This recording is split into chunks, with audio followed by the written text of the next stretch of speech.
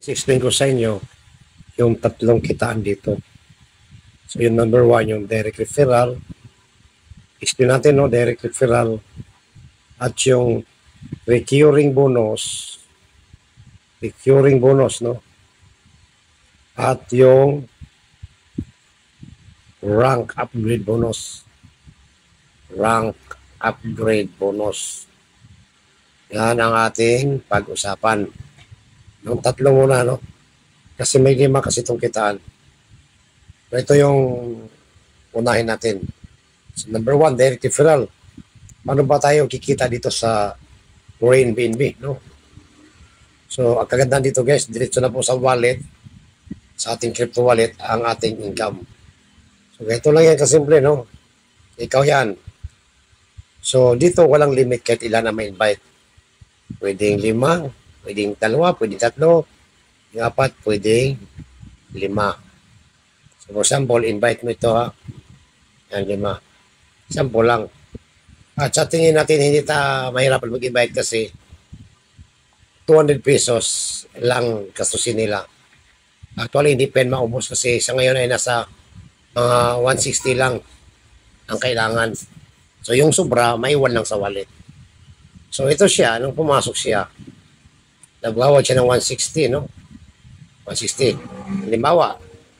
Halimbawa lamang guys na ang isang kailangan kasi dito para makasali ay 0.0045 OPBNB.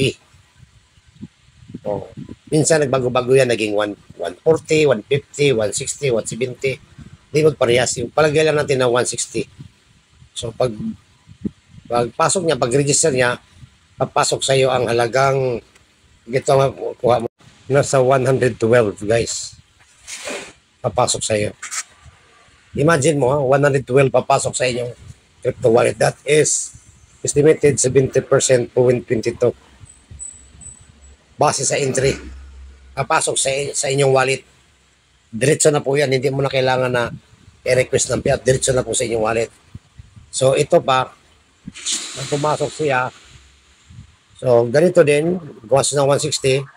So kikita ka ng 112, dalawa ng 112. Imagine mo, mayroon ka ng 224.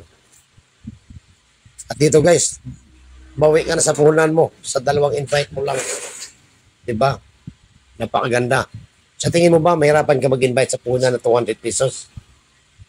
So, sinasabi natin 200 kasi pag bibili ka, mayroon kasing charge. Sabihin natin 200 pesos, may bigay sa'yo ay na 180, papasok sa inyong wallet, may sobra pa kasi ang kailangan sa 160. Ito pa batlo, nag-join sa'yo, mayroon ka na namang 112.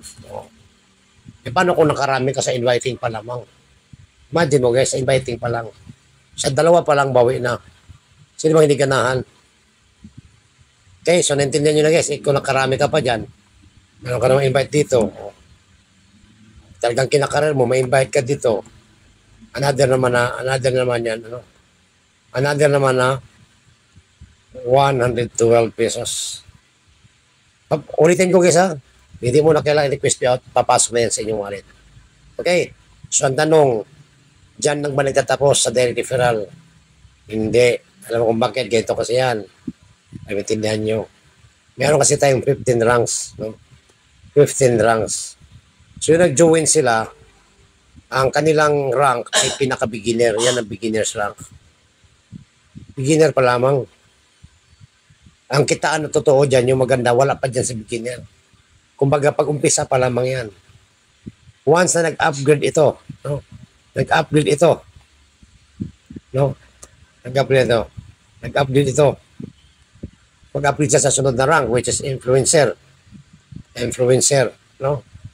Ikaw na apply, makatanggap ka na naman ng 10% base sa entry. No? So, magkano ba estimated yan? Estimated na nga. So, nasa 234 ang entry niya. Sa sunod na mag-upgrade sa influencer. So, estimated lang guys, nasa 10%. So, meron ka naman 23 pesos papasok sa inyong dashboard. At hindi mo nagawa yun. Passive income mo na yun. Ang take note, pangalawa pa lang. E paano kung may pangatlo, may pang-apat, na rank, pang-5, habang palaki ng palaki, ang rank mo, patas, palaki ang entry. Palaki rin ang iyong 10%. Nagigit nyo ba guys? For example, umabot na sa 5th rank. So magkano ang estimated na papasok sa iyo? Tingnan natin. So ang estimated na entry ay 1,177. Halimbawa itong member nag-upgrade 5th rank. So 10% estimated meron kang 100 na ikit. 117. Paano kung marami sila? Paano kung ito rin nag-upgrade? So yun ang kitaan sa direct referral. Direct referral pa ang pag-usapan natin. Okay? So next video, ang pag-usapan natin ang recurring bonus.